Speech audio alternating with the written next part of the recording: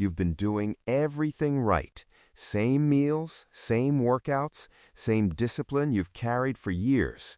And then one day, somewhere around 40, you look in the mirror and something has changed. Your belly looks different. Your clothes fit differently. And no matter what you try, nothing seems to move the needle the way it used to. You're not imagining it. You're not being lazy. Something real is happening inside your body, and the most frustrating part is that almost nobody is giving you the full picture. Today, that changes, because what you're about to hear isn't just about diet or exercise. It's about understanding the invisible forces inside your body that are quietly reshaping everything and what you can actually do about it. Let's start with something most people completely overlook. When women enter their late 30s and early 40s, they don't all experience the same changes, and that's the first thing to understand. Two women can eat the exact same foods, follow the exact same workout plan, and still have completely different outcomes. Why? Because of something called bio-individuality. Each person's body is operating from its own unique blueprint. One of the biggest drivers of belly fat at this stage of life is the loss of lean muscle mass, and that loss has a direct and powerful effect on insulin sensitivity. A woman who enters her 40s with more muscle on her body is going to navigate these changes far more smoothly than someone who doesn't. Muscle isn't just about how you look. It's the engine that drives your metabolism. And when it starts to disappear, everything else starts to shift. Then there's sleep, and this is where most people aren't being honest with themselves. We're not just talking about the obvious problem of getting 4 or 5 hours a night. Even people who think they're sleeping fine are often not getting the deep, restorative sleep their bodies desperately need. Research is very clear on this. Poor sleep is profoundly damaging to metabolic health. It disrupts hormone regulation, it impairs your body's ability to recover, and it has a massive impact on the choices you make the very next day. When you're sleep deprived, your brain starts hunting for quick energy, which usually means sugar and processed carbohydrates. You don't make those choices because you're weak. You make them because your biology is literally demanding them. Fix the sleep, and you start fixing dozens of other problems at the same time. Now, here is something that might genuinely surprise you. Stress is one of the most powerful drivers of belly fat that almost nobody talks about in the right way. This isn't about being mentally weak or unable to cope. Women in midlife are hormonally disadvantaged when it comes to stress resilience, and that's just a biological fact. The hormone cortisol sits at the very top of what's called the hormone hierarchy. When cortisol stays elevated for long periods of time, it doesn't just make you feel anxious or wired. It actively breaks down muscle tissue. It lowers your immune function. It contributes to something called leaky gut. And here's the part that will really make you think. There are 40 times more cortisol receptors in the abdomen than anywhere else in the body. So when stress is chronically high, your body is practically designed to store fat right in your midsection. It's not random.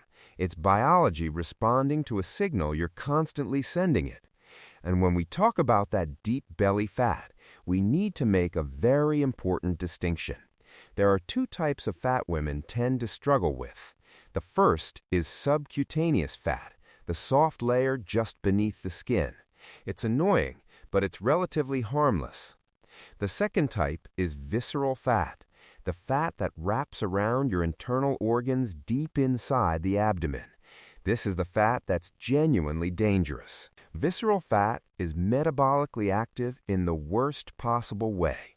It releases inflammatory chemicals into the body around the clock, and the more of it you have, the worse the inflammation gets, which then drives even more fat storage. It becomes a self-reinforcing cycle that can't be broken just by eating less. And yes, you can be visibly thin and still carry significant amounts of visceral fat.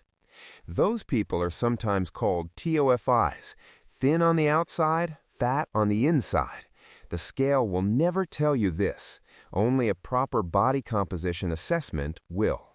Let's talk about nutrition, because this is where some of the most damaging myths live. Most women in midlife are making two critical mistakes without even realizing it. First, they are dramatically under-eating protein. Second, they are over-consuming ultra-processed carbohydrates, and that means far more than just cake or candy. It means the bread, the pasta, the packaged snacks, the things that feel like normal food but are engineered to spike your blood sugar and keep you reaching for more. A sweet potato is not the same as a slice of white bread, even if they both contain carbohydrates. The body processes them completely differently. And the problem is that many women are still eating the way they did at 18, not realizing that their hormones, their metabolism, and their gut microbiome have all fundamentally changed. What worked at 20 simply does not work at 45, and clinging to those old habits is one of the fastest ways to stay stuck. On the topic of alcohol, this needs to be said clearly and without sugarcoating. There are zero health benefits to alcohol consumption.